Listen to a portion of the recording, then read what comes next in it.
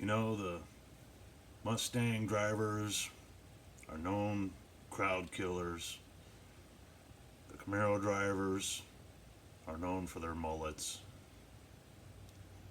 The Euro drivers are known to have too much money. The Dodge drivers are just too cocky.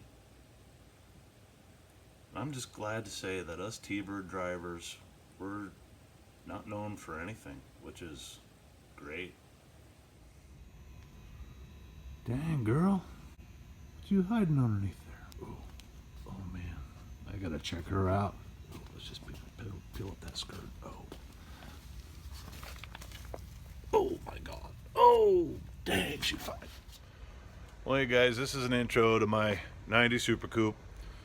I gave it a real brief introduction in one of my tetanus videos, the lame car wash video. Car wash gets a thumbs up. It works. That was my little attempt to introduce it to the world. But I've had this car since '97, and I've been fortunate to keep it. It's a 90 T-Bird Super Coupe AOD. Been a work in progress for years, like a lot of other guys. Original paint, still has the original block in it. It's been rebuilt once. I'm a second owner. Like anybody else, just slowly been working on it over the years. I actually bought a whole nother Super Coupe that had that not Cobra R hood, Mach 1 hood, whatever they call that hood. And it had the chrome Cobra R's. And I bought this whole other Super Coupe just for those goodies. It is still a street car, but it's slowly progressing into a drag car. That's my passion, is the drag racing. Harness bar in it not too long ago. I tied into the original belt mounts. Still have my car stereo in it, which is a little counterintuitive being a drag car, but I just can't take those out yet. I gotta have them. eBay racing seats, jegs belts, a couple gauge set up there, little custom changes here and there, various toggle switches for a number of the add-ons, trans brake arming, overdrive. That's my Radiator fan. Not only the stock ECU, but also have two additional settings. I've got an auto and a hard on for the high speed, and transcooler fan.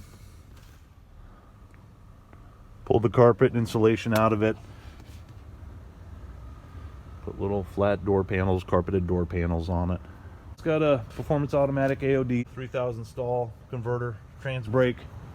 Valve body came from Super Coupe Performance. 410 gears in the back from Yukon. And the Super Coupe Performance QA1 strut kit. Those shaved off a bunch of weight. Last time I weighed, it was still right at 3,500 pounds, and I've taken a lot of equipment out of it since then. Cut out a lot of the front bumper rebar. Also on my list to remove a bunch from the rear rebar, or maybe just go all tubular from the wheels up. Might do that. Put a fuel cell in it last year with the jegs.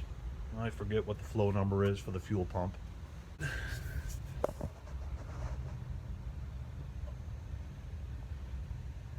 I've tried not to hack the car up too much. I really want to try and keep it nice.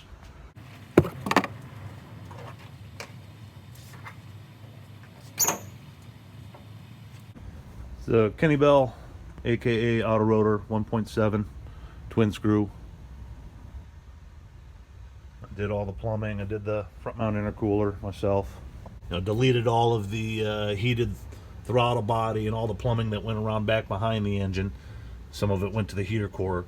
3G alternator, anti-gravity battery, redone a lot of the main power distribution, simply due to a lot of the equipment that I removed from it. But simplifying, and then also reusing some of the circuits for additional backups. Deleted air conditioning, deleted power steering. Have all the HVAC out of it. Nothing in there at all, no blower. Of course, deleted windshield wipers and cowling. I tell you what, guys, she's a lot easier to work on without that cowling on there. Super Coupes Unlimited helped me with the heads and cam.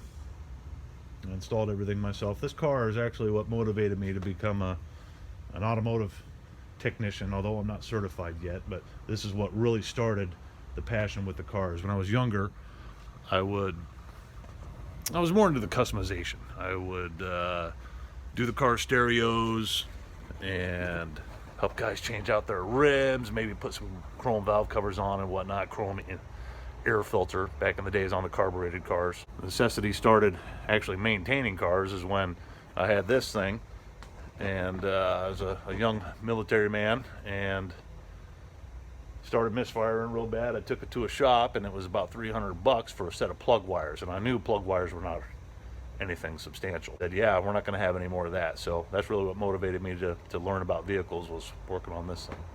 And it just kind of took off from there. Need to drill the hubs. Got our new wheels, tires set up. It's just a 26 by 10, so we'll see how those hook up. I know everybody else likes to do the 28s, but I got a deal on these, and plus my car's already lowered, so let's see how those fill the wheel well. I did roll my fenders just a little bit with the drag radials. It was rubbing. This winter I plan to remove the sound deadener. We're going to replace the radiator. I have a Griffin radiator, but it's not Super Coupe specific. It's more of a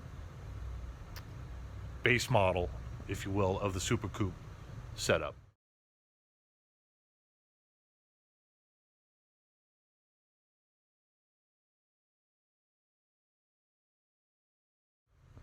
It's a little bit larger because I don't have the intercooler. I had the space, so I ordered one a little bit bigger size. So that should fill that void nicely.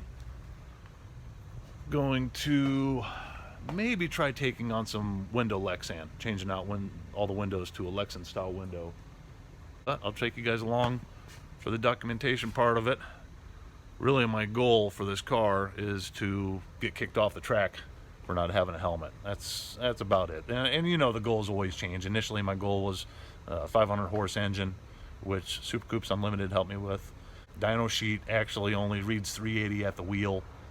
I went from that goal up to, let's see if I can get kicked off the track. So that's why I have those slicks. I need to try and get this thing to 60 foot. The drag radials just weren't cutting it. So my kids grew up in this car. Took them to daycare, and hell, we shared this car for a while, my wife and I. She would take me to work, drop me off.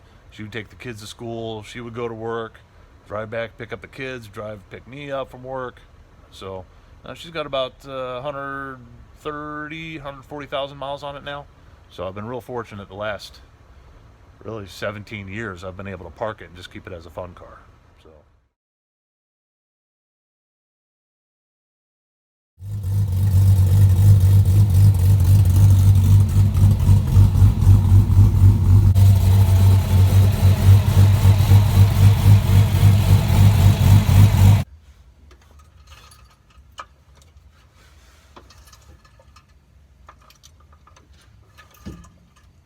Hear that?